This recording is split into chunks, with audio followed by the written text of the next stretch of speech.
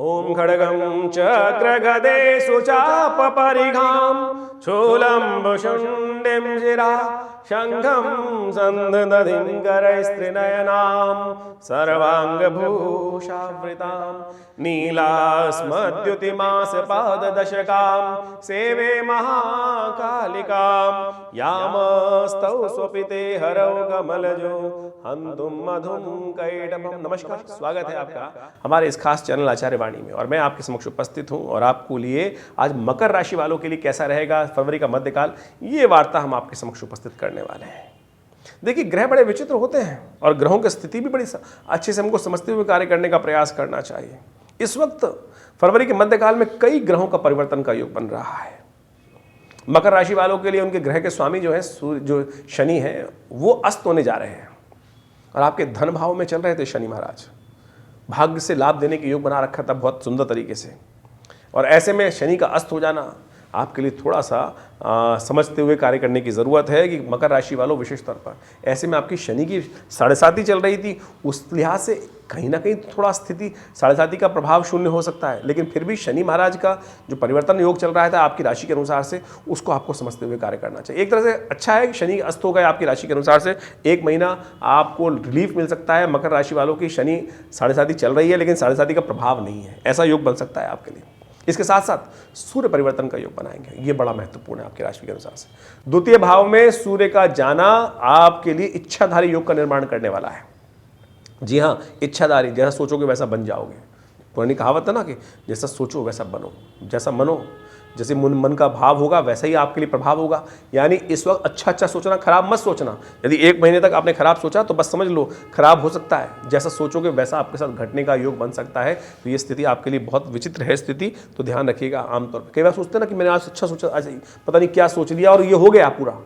ऐसा योग आपके लिए फरवरी के मध्यकाल से बनकर तैयार होने वाला है, तो ये हम आपको रहस्य बताने वाले हैं। इसके अलावा बुध का परिवर्तन, शुक्र का परिवर्तन, ये सब ग्रहों का परिवर्तन होगा। इन सब तरीके से सिलसिलेवार तरीके से आप समझकर कार्य करने का प्रयास कर लीजिए। बड़ा इंपॉर्टेंट समय आपके लिए रहने वाला है। सबसे पहले हम बात कर लेते हैं 10 फरवरी की। तो 10 फरवरी को शनिवार का अवसर है, माघ मास की प्रतिपदा तिथि है और कुंभ में जा रहे हैं चंद्रमा। द्वितीय भाव में चंद्रमा का जाने का योग बनेगा। सुबह सुबह मकर में रहेंगे, करीब करीब 10:02 पर बदलकर कुंभ में चले जाएंगे। आपके लिए अनुकूल रहेंगे, लाभ के योग बनाएंगे। और साथ साथ बुध का अस्त होना ये बड़ा महत्वपूर्ण है आपके लिए। बुध आपके भाग्य के स्वामी है इस वक्त, वो अस्त हो जाएंगे तो सब कुछ होते हुए भी ना भाग्य से कहीं ना कहीं रास्ता, कर्म से रास्ता बनाना पड़ेगा आपको। समझ लीजिए, कर्म प्रधान विश्व रचा रखा, कर्म से रास्ता बनाने की जरूरत है। भाग्य पूरी तरह सपोर्ट नहीं करेगा, भाग्य को सपोर्ट कराने के लिए कुछ लगातार उपाय करने की जरूरत है। देव कृपा से इस वक्त गुप्त नवरात्रि आरंभ हो रही है। माँ भगवती दुर्गा का पूजन करें, गुप्त नवरात्रि में भगवती दुर्गा का पूजन करें। मंत्र हम दे रहे हैं, सर्व मंगल मांगल्ये शिवे सर्वार्थ साधिके शरण्ये त्र्यंबके गौरी नारायणी नमोस्तुते या देवी सर्वभूतेषु बुद्धिरूपिणी संस्था नमस्तस्यै नमस्तस्यै नमस्तस्यै नमो नमः। यथाउचित भाव से इस मंत्र का स्मरण करने का प्रयास कीजिए, भगवती कृपा से रास्ता बनेगा। हमने विवेकानंद योगाश्रम में सुंदर तरीके से इन 9 दिवस पर सतचंडी सुंदर यज्ञ का आयोजन किया है, आप भी उसमें सम्मिलित हो सकते हैं। अपने नाम से आओ, बहुत दूर रह रहे हैं, नहीं आ पा रहे हैं तो चिंता ना करें, उसकी व्यवस्था भी है। विद्वान ब्राह्मणगण आश्रम में हैं, वो आपके नाम गोत्र से उस यज्ञ में भाग ले सकते हैं। ये न किन प्रकार करिए कराइए। सुंदर तरीके से गुप्त नवरात्रि पूरे वर्ष में आती है और कई प्रकार से कल्याण के योग बनाती है। तो माघ मास की नवरात्रि गुप्त शत्रुओं को समाप्त करने के लिए, गुप्त परेशानियों को दूर करने के लिए, मनोकामना सिद्धि के लिए, संपूर्ण रूप से लाभ देने के लिए आती है। 9 दिन के लिए सुंदर चमत्कारिक दिवस आरंभ हो रहे हैं। ग्रहों का परिवर्तन हम आपको समझा ही रहे हैं क्या होने वाला है, तो उसका लाभ लीजिए। हमारे इस नंबर्स पर संपर्क साध सकते हैं जो संपूर्ण व्यवस्थाओं को जानने के लिए। 11 फरवरी को द्वितीया है और शनिवार रविवार का अवसर है, और उस दिन विशेष तौर पर 2 ग्रह परिवर्तन की तरफ जा रहे हैं। शनि महाराज अस्त होने जा रहे हैं, शुक्र परिवर्तन का योग बना रहे हैं। शुक्र जाएंगे मकर राशि में, शनि होंगे कुंभ राशि में अस्त, लग्न में आ जाएंगे मंगल के साथ। ये समय आपके सामर्थ्य में अद्भुत प्रकार का उदय करने वाला रहेगा और ऐसे में ध्यान रखते हुए कार्य करेंगे तो बहुत सुंदर रहेगा। मंगल वहाँ पे उच्च के होकर पहले ही बन चुके हैं और शुक्र के साथ आते ही उसमें कई शक्ति का और डिप्लोमेसी के साथ अपने कार्यों को पूर्ण करने का रास्ता आप स्वयं बुद्धि के द्वारा निकाल सकते हैं। तो ऐसे में बहुत सुंदर तरीके से आपको लाभ लेने का प्रयास करना चाहिए। बुद्धि के स्वामी है शुक्र, आपके पंचमेश है शुक्र, विशेष पंचमी राशि के स्वामी हैं। और आपकी राशि के अनुसार से बात करें तो ये बड़ा सुंदर योग आपके लिए बन के तैयार हो रहा है कि महाराज मंगल। लेकिन ध्यान रखिएगा, शुक्र थोड़ा सा विलासिता की तरफ भी ले जाते हैं और ऐसे में विलासिता से पेट नहीं भरता है। बस वहाँ कहीं व्यभिचार में ना फंस जाना, बस इस बात का ध्यान रखते हुए कार्य करेंगे तो 1 महीने तक मंगल और शुक्र की युति आपके लिए बहुत बढ़िया तरह से लाभ देंगे। शनि का अस्त होना उसका थोड़ा सा आपके लिए अच्छा भी हमने बताया, आपको खराब भी है, तो ऐसे में कोशिश ये करें हनुमान चालीसा का नित्य प्रति एक पाठ कर लिया करें, आपके लिए सुंदर योग रहेगा, लाभ का योग प्रशस्त रहेगा। चंद्र दर्शन के योग बनेंगे, अवश्य शाम को दर्शन करें, माता पिता का आशीर्वाद लें, कल्याण होगा। 12 फरवरी को विशेष तौर पे ग्रहों का योग दिखाता है, तृतीया का अवसर और साथ साथ सोमवार का योग। मीन राशि में चंद्रमा का गमन हो रहा है, सुबह 5:48 पर मीन राशि में चंद्रमा जाएंगे और ये आपके लिए एक तरह से पराक्रम में वृद्धि करने के योग बनाएंगे। सुंदर योग बनेगा आपके लिए। और विशेष तौर पर इस दिन गौरी तृतीया भी है और साथ साथ तिल चतुर्थी भी है और ऐसे में गुप्त नवरात्रि यज्ञ चल ही रहा है, तो कोशिश ये करें आप विशेष तौर पर आगे बढ़ने का प्रयास कीजिए। माँ भगवती दुर्गा का ध्यान करिए। कहा जाता है कि माँ भगवती शक्ति देती हैं और समस्त शक्ति के द्वारा ही तो कार्य होता है। रावण के युद्ध से करने से पहले भगवान ने जब पहली बार सीधे पहले दिन ही भगवान ने रावण से युद्ध किया तो भगवान को उस वक्त आभास हुआ कि रावण नहीं लड़ रहा था, ये तो कुछ और पराशक्ति लड़ रही थी। तब भगवान ने युद्ध से विराम लेने के बाद अगले दिन स्वयं शक्ति की उपासना करी और फिर पुनः शक्ति के साथ आकर उस युद्ध में सम्मिलित हुए और विजय प्राप्त करी। तो आप भी गुप्त नवरात्रि यही विषय है कि गुप्त रूप से चुपचाप बैठकर, बना ढिंडोरा पीटने की जरूरत नहीं, गुप्त नवरात्रि नाम ही ऐसा है। आप इसका यज्ञ में भाग लें, भगवती कृपा से माँ गौरी तृतीया कही जाती है स्थिति को। विशेष तौर पर यदि माँ भगवती की प्रार्थना करें, तिल चतुर्थी है, तिल की आहुति यज्ञ से आहुति देने का यज्ञ में आहुति देंगे तो बहुत सुंदर योग बनेगा, लाभ के योग बनेंगे। 13 तारीख की दिन बात करें, उस दिन चतुर्थी का योग है, मंगलवार है और मंगलवार और चतुर्थी का योग अंगारक चतुर्थी का निर्माण करता है, अंगारक योग निर्माण करता है। ये बड़ा सुंदर होता है, मंगल के समस्त कष्टों को दूर करने वाला होता है। और मंगल इस वक्त पूर्ण शक्ति के साथ आपकी राशि में बने बैठे हुए हैं, लेकिन शुक्र के साथ योग जो बना रहे हैं वो मंगल के दुष्प्रभावों को खत्म करने के लिए बड़ा सुंदर योग बन के आया है। ऐसे में यदि आप सुंदरकांड का पाठ कर ले इस दिन तो बहुत सुंदर रहेगा। इस दिन सूर्य परिवर्तन की तरफ जा रहे हैं, सूर्य कुंभ राशि में जाएंगे और ये विशेष तौर पर आपकी राशि के अनुसार से आप समझें कि आपके लिए मनोकामना सिद्धि का योग बना सकते हैं। अच्छा सोचें, बड़ा सोचें, जीवन साथी को प्रसन्न रखने का प्रयास करें। जितना जीवन साथी प्रसन्न, आपकी किस्मत 1 महीने तक आपके जीवन साथी के हाथ में रहेगी।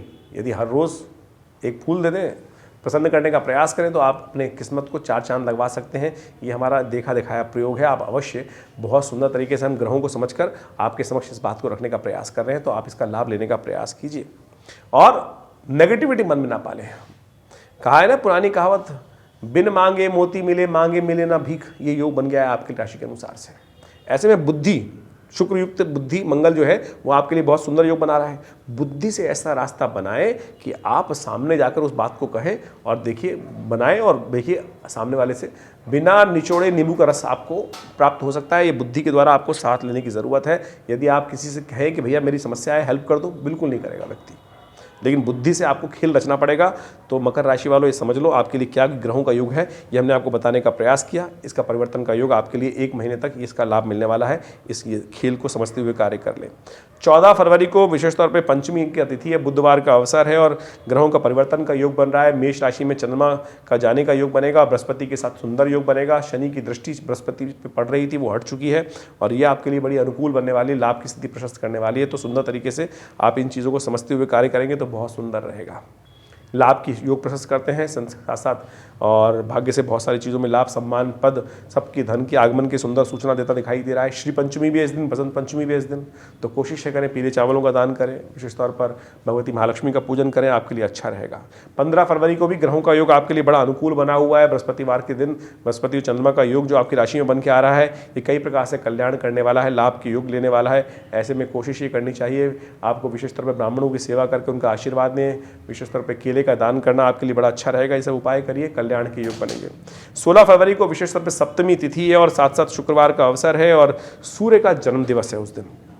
शास्त्र के अनुसार से रथ सप्तमी, आरोग्य सप्तमी, संतान सप्तमी के रूप से स्थिति को जाना जाता है। कोशिश ये करनी चाहिए भगवान सूर्य का विशेष तौर पे स्तवन करें, सूर्य को अर्घ दें। इन दिनों सूर्य ने आपके द्वितीय भाव में बैठकर शनि को अस्त कर रखा है जो आपके लग्नेश हैं और ऐसे में उनके दुष्प्रभावों को दूर करने के लिए विशेष तौर पर भगवान सूर्य को अर्घ देना चाहिए, उससे कल्याणकारी योग बनेंगे। चंद्रमा जो है परिवर्तन करके शाम के समय वृषभ राशि में जाएंगे, लेकिन सुबह आपके लिए अच्छा लाभ के योग बन रहे हैं। चिंता न करें, आपके कार्यों में सफलता प्राप्ति की सूचना अच्छे से मिलती दिखाई दे रही है। आपको कार्य करने का प्रयास करना चाहिए, हो सके तो गौ सेवा भी करें, कल्याण होगा। 17 फरवरी को अष्टमी का अवसर है और साथ साथ शनिवार का अवसर है, दुर्गा अष्टमी का योग है और ये बड़ा कल्याणकारी योग है। 17 फरवरी 8 नंबर आ रहा है, अष्टमी तिथि 8 नंबर, शनि का दिन 2 नंबर और शनिवार का दिवस। ऐसे में यदि आप शनि को प्रसन्न करने का प्रयास करेंगे तो अद्भुत रूप से लाभ प्राप्त होगा। दुर्गा अष्टमी का योग पड़ रहा है, सर्वार्थ सिद्ध योग विद्यमान है, नए कार्य आरंभ करने के लिए दिवस अच्छा है और महादुर्गा अष्टमी है और महान अष्टमी जिसको कहा जाता है क्योंकि गुप्त नवरात्रि की महाअष्टमी है। और हमारे आश्रम में जिस प्रकार से यज्ञ चल रहा है गुप्त नवरात्रि का, उसमें आप सम्मिलित भी हो सकते हैं। अगले दिन पूर्णाहुति का यज्ञ चल रहा है हमारे में, जो सुबह 7 बजे से पूजन के साथ 8 बजे यज्ञ आरंभ होगा और 11 बजे पूर्णाहुति होगी सुबह। तो ऐसे में आप सादर आमंत्रित हैं विवेकानंद योगाश्रम में गुप्त नवरात्रि के अवसर पर उस महायज्ञ में शामिल होने के लिए। माँ भगवती दुर्गा का श्री विग्रह, जो 500 साल पुराना चमत्कारी श्री विग्रह मुल्तान से हमारे आश्रम में पधारा, उन्हीं के सानिध्य में ये सुंदर यज्ञ का आयोजन किया जा रहा है। हर वर्ष की भांति आप भी सादर आमंत्रित रहेंगे इस यज्ञ में माँ भगवती दुर्गा का दर्शन करने के लिए। उसमें सुंदर तरीके से लाभ आपको मिले, कल्याण हो, मनोकामना सिद्धि हो, सुंदर तरीके से आप सम्मिलित हो सकते हैं। ग्रहों का प्रभाव थोड़ा सा क्षीण होने जा रहा है, आपको ध्यान रखते हुए कार्य करना है। आने वाले 2-3 दिनों में स्वास्थ्य के निमित्त चंद्रमा थोड़े से क्षीण होते जा रहे हैं, ध्यान रखिएगा, मौसम परिवर्तन की तरफ जा रहा है, स्वास्थ्य में थोड़ा दिक्कत होगा, शत्रु पक्ष थोड़ा प्रभावी हो सकता है, आपके कॉम्पिटिटर्स आपके खिलाफ साजिश कर सकते हैं, ध्यान रखते हुए कार्य करने की जरूरत है आपको। 19 फरवरी को ग्रहों का योगायोग विशेष तौर पर दिखा रहा है, सोमवार का अवसर। बुध कुंभ राशि में जाएंगे और अस्त स्थिति में जाएंगे। ये कुंभ राशि में जाना बुध का थोड़ा सा कष्टमय योग बनाएगा आपके लिए, बुद्धि का थोड़ा सा उपयोग अवश्य करना पड़ेगा, भाग्य से साथ थोड़ा कम मिलेगा। कन्या पूजन कर लें, कन्या का, छोटी कन्याओं को, 8 वर्ष से छोटी कन्याएं, उनको पूजन करके उनको कुछ मीठे का भोग, उनको वस्त्रों इत्यादि का दान करने से जरूरतमंद कन्याओं को कल्याण के योग बनेंगे। 20 फरवरी की तिथि बड़ी सुंदर है, उस दिन जया एकादशी है, समार्थ और वैष्णव दोनों के लिए एकादशी द्वादशी युक्त है, तो बड़ी सुंदर रहेगी। ऐसे में ग्रह थोड़े भारी हैं, स्वास्थ्य का ध्यान रखते हुए। भगवान विष्णु पालक हैं और उनका यदि ध्यान किया जाए, पूजन किया जाए, चरणामृत उनका ग्रहण कर लिया जाए, जो विशेष तौर पर कहा जाता है अकाल मृत्यु हरणम सर्वव्याधि विनाशनम विष्णु पादोत्कम पित्वा पुनर्जन्म न विद्यते, यदि इसी रूप से धारण करके इनके चरणामृत ग्रहण कर लिया जाए तो आपके संपूर्ण योग, ग्रहों योग अशुभ जो हैं, भारी हैं, उनका निवारण हो जाएगा। तो इस प्रकार से हम संपूर्ण रूप से ग्रहों की स्थिति को देखते हुए आपके समक्ष इन सब बातों को रखते हैं। आप आशा करते हैं समझेंगे और परिवर्तन लाने का योग बनाएंगे। ग्रहों का परिवर्तन किस प्रकार से आपकी राशि में खेल खेल रहा है, इन सब को एनालाइज करने के लिए हम एक छोटे से तरीके से, यानी राशि के हिसाब से आपके समक्ष संपूर्ण रूप से दिन पर दिन क्या ग्रहों का योगा योग रहेगा बताने का प्रयास करते हैं। और आप सबको भी इन चीज़ों को समझते हुए कार्य करने का प्रयास करना चाहिए। देखिए, राशि तो एक पहलू है, लेकिन इसके अलावा भी जन्मपत्री को अच्छे से एनालाइज करने की ज़रूरत होती है कि जन्मपत्री में राशि कौन सी है, लग्न कौन सी है, नवांश में किस प्रकार के ग्रह योगा योग बना रहे हैं।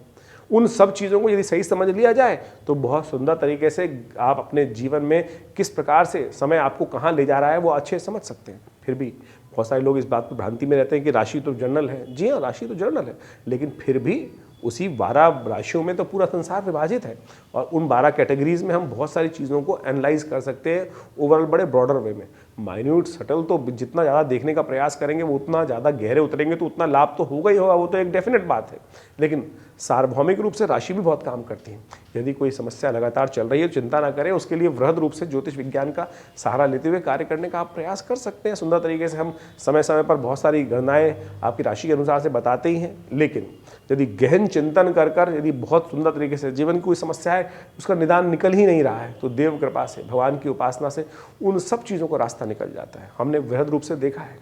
यदि समय बहुत बुरी तरह से परेशान कर रहा है, मुकदमे शांति नहीं हो रहे हैं, तो हमने देखा कि ऐसे में माँ भगवती दुर्गा की आराधना के लिए दुर्गा जी की विभिन्न मंत्रों का अनुष्ठान यदि किया जाए उससे परिवर्तन के योग बनते हैं। बगलामुखी जी का अनुष्ठान, महाकाली जी के अनुष्ठान बिल्कुल अप्रत्यक्ष रूप से लाभ देते हैं। बहुत सारे लोग मन में भ्रांति होती है शायद अनुष्ठान पूजा पाठ जो है अरे बिल्कुल परिवर्तन करने का योग बनाते हैं। उपाय है ना, रेमेडियल एस्पेक्ट तो यही है।